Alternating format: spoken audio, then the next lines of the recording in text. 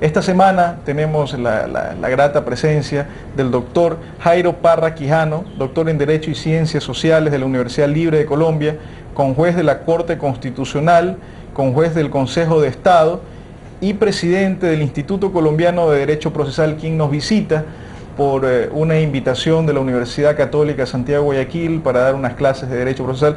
Doctor Parra, bienvenido a Tribuna Liberal.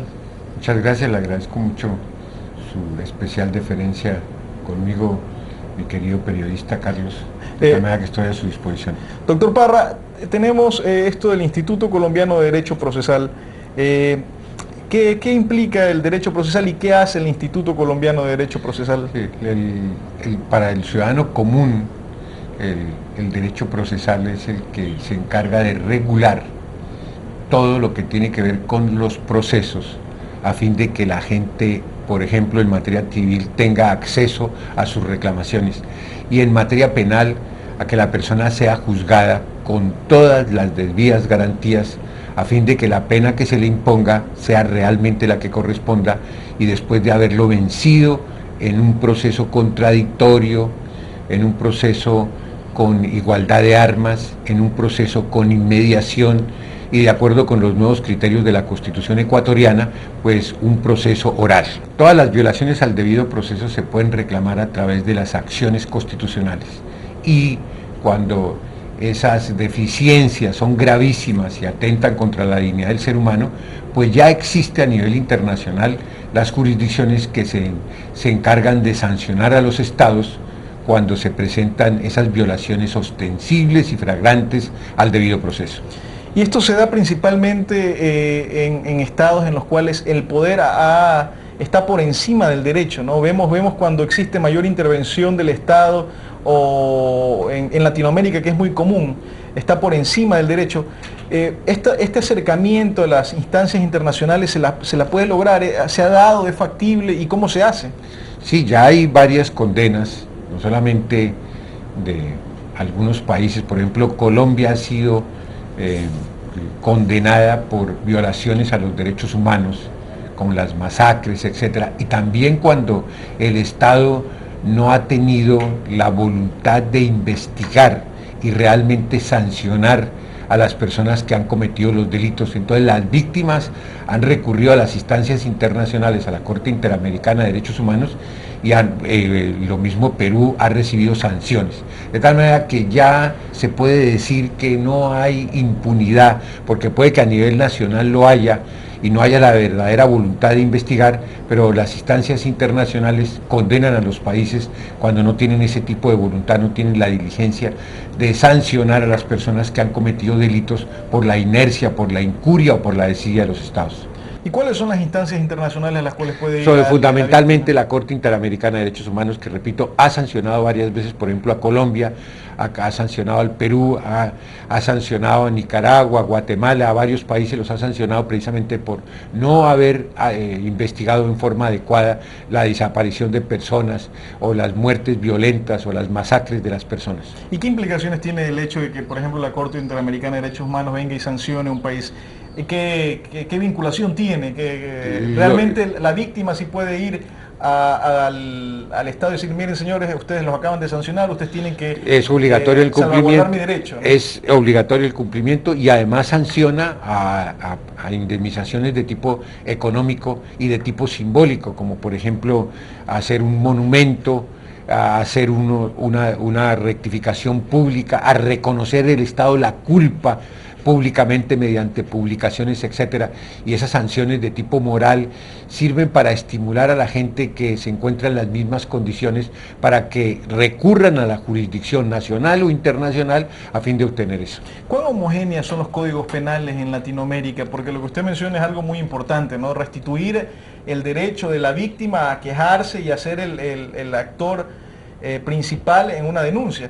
¿Cuán homogéneos son los códigos penales en Latinoamérica o por ejemplo en Colombia estamos más avanzados, Perú o Ecuador? ¿Cómo ve usted? No, yo lo que creo es que ha habido en los últimos 30 años una especie de política de consagrar códigos con sistema acusatorio, y Cada país, de acuerdo con las facultades que tiene el legislador ordinario, de acuerdo con las garantías constitucionales, regula un tipo de proceso que permite, como dije anteriormente, en algunos casos, que la víctima pueda o sus deudos puedan acusar casi separadamente del Estado. En otros casos le permite coadyuvar la acusación que hace el Estado. En otros casos, a pesar de que no se le da entidad propia, se le permite intervenir en toda la actividad probatoria, de tal manera que la víctima se ve dignificada, no se ve sustituida ni opacada por el Estado, sino que participa. Y se le permite una justicia que se llama coexistencial, llegar a acuerdos con el victimario para que puedan coexistir, como la palabra lo indica, dentro del mismo Estado. Doctor Parra, hablábamos del Instituto Colombiano de Derecho Procesal, que tiene un rol casi similar al del Instituto Ecuatoriano de Economía Política, pero en el aspecto de derecho procesal, ¿no? Usted se sentía muy contento y decía la importancia que debe tener estos institutos en promover la educación, el conocimiento, pues usted argumentaba que era una de las causas por las cuales tenemos problemas con nuestras democracias en Latinoamérica. ¿Qué hace el Instituto Colombiano de Derecho Procesal? ¿Cuáles son sus principales actividades y qué busca? Sí, quiero aprovechar esta oportunidad que es única para invitar a todos los estudiantes de Derecho Procesal, a todos los estudiantes de Derecho de pregrado, para que participen en el concurso internacional que cada año organiza el Instituto Colombiano de Derecho Procesal a nivel de toda Latinoamérica y de España inclusive y de Portugal, es decir, de Iberoamérica. Vienen estudiantes o van a Colombia estudiantes a concursar sobre un tema específico. El de este año, que va a ser en la ciudad de Cali, el tema específico es la judicialización de los derechos económicos, sociales y culturales. Y ese concurso supone que el estudiante que resulte ganador se le paga para que haga unos estudios por cuenta del Instituto Colombiano en la universidad que él escoja en su país o en Colombia, estudios de profundización en derecho procesal. ¿Y qué es lo que queremos con esto? Que el estudiante, como decía Immanuel Kant en su famoso discurso sobre la ilustración, se acostumbre a pensar por su cuenta, a hacer uso público de su propia razón, que se dé cuenta de todos los valores que tiene. Y nosotros así logramos preparar a los futuros juristas, a los futuros jueces y abogados, sobre todo que aprendan a manejar la oralidad, que es la tendencia de casi todos los códigos procesales en el mundo entero. Inclusive el artículo 74, 75 de la nueva Constitución del Ecuador establece que los procesos deben ser orales, y eso supone preparar a la gente, preparar a nuestros estudiantes para que nosotros en el futuro tengamos los operadores judiciales que sean capaces de manejar la oralidad, porque uno no se convierte en buen manejador de la oralidad porque le cambien el título, sino porque reciba la preparación. Yo estoy seguro, porque he recorrido América completamente, que tenemos grandes oradores, grandes expositores entre los jóvenes, y que además tenemos un gran recurso que es precisamente la emoción y el estímulo y la grandeza de los jóvenes, que nos permitirá en un futuro tener una buena administración de justicia. Créanme lo que sin esa inversión nosotros no podremos mejorar la administración de justicia, sino preparando a los muchachos desde la universidad para que se acostumbren a pensar en eso. De manera que yo los invito a todos los estudiantes ecuatorianos y especialmente los de Guayaquil para que se inscriban en ese concurso, y la información la pueden encontrar en la página web del Instituto Colombiano de Derecho Procesal, que ahora se suministrará, para que entren a esa página web y se den cuenta de lo que pasa con ese concurso.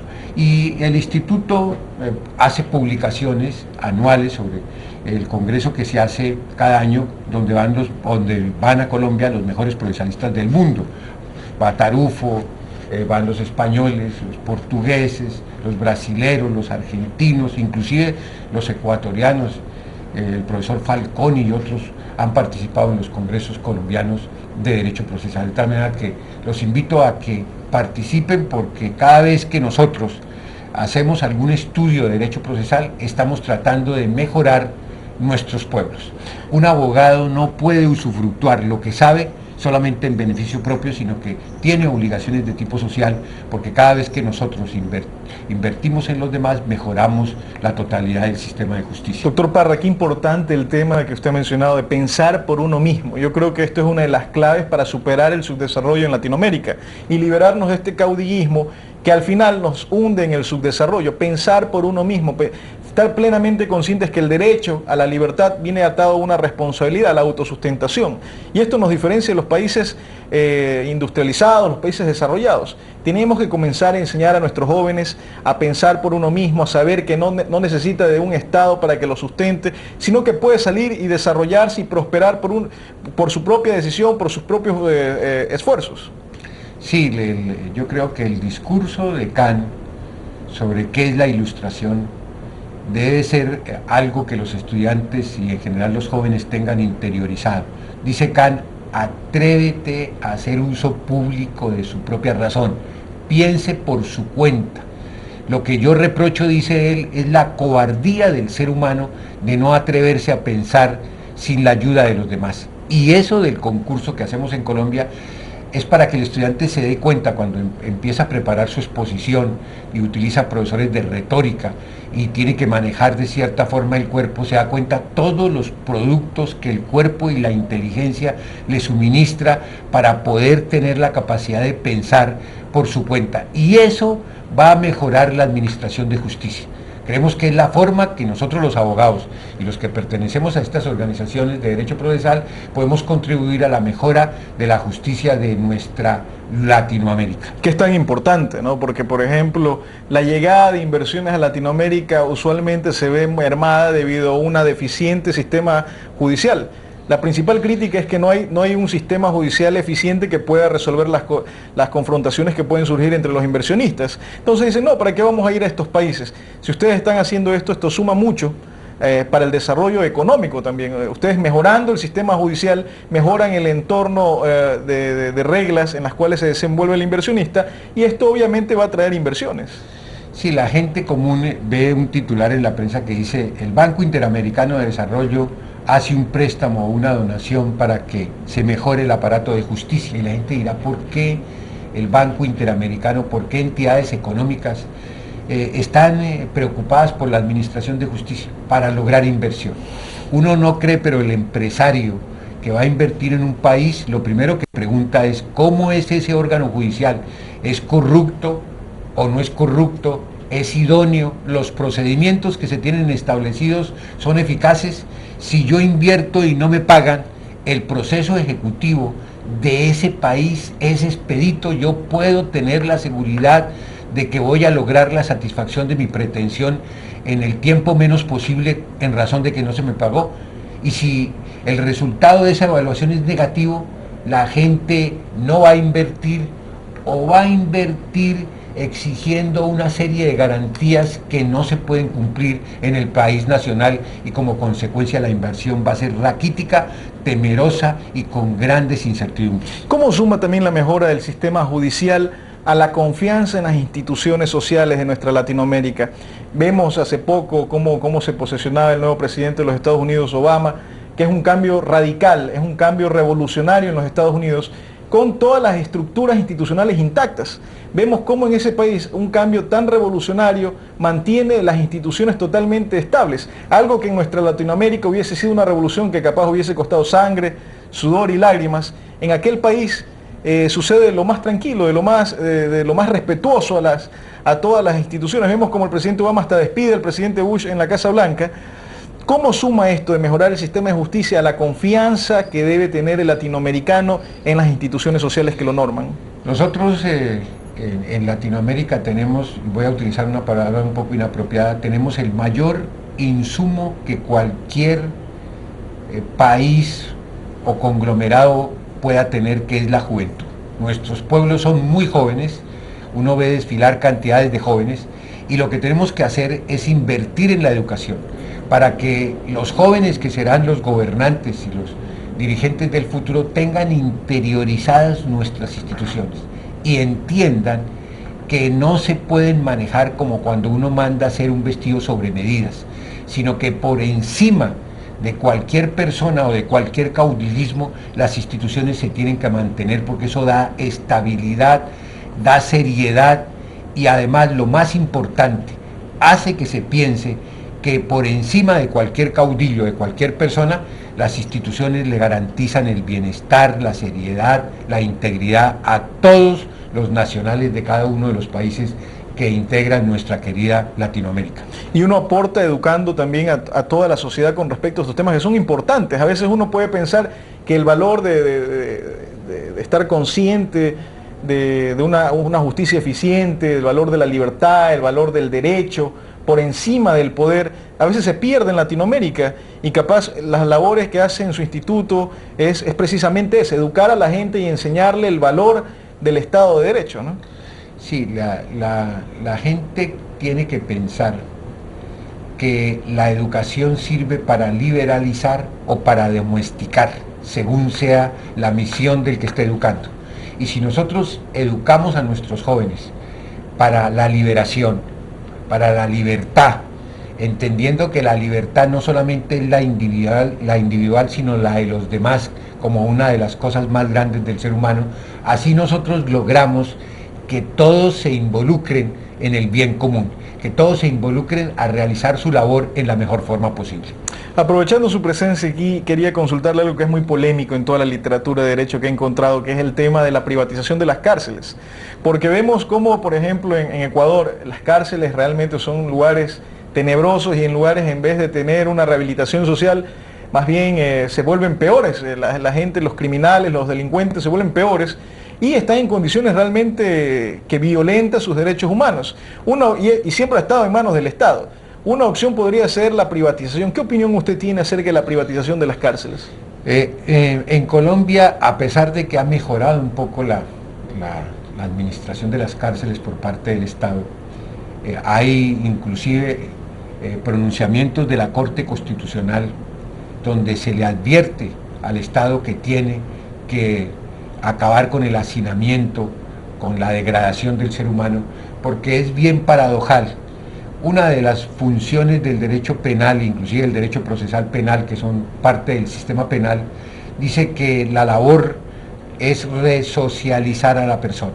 Y cuando la persona ingresa a la cárcel la violan, la acaban y vuelve a ingresar. Cuando vuelve a la sociedad, pues sale un delincuente no solamente con mejor preparación para delinquir, sino resentido. Y entonces hay reclamos de que las cárceles sean administradas por particulares en vez de que lo haga el Estado, porque el Estado parece que no lo sabe hacer.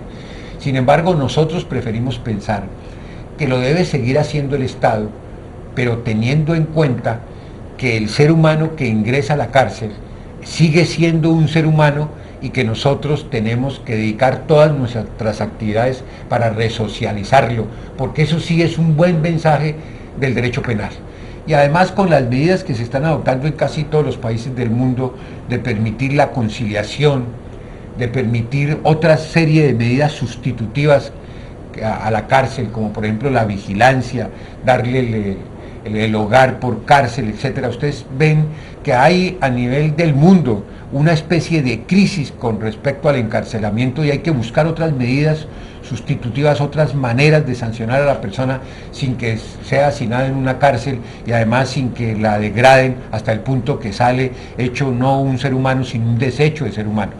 Amigos televidentes, el derecho surgió como límite al poder y sacrificar el derecho al poder, lo que hacemos es claudicar ante el totalitarismo. Realmente una labor muy importante la del Instituto Colombiano de Derecho Procesal, pues es precisamente la educación de estos valores lo que nos va a permitir a nuestras sociedades poder salir de estos baches que nos hunden en el subdesarrollo. Aprendamos de lo que las sociedades desarrolladas, la fortaleza de sus instituciones y cómo les beneficia para mejorar su nivel de vida.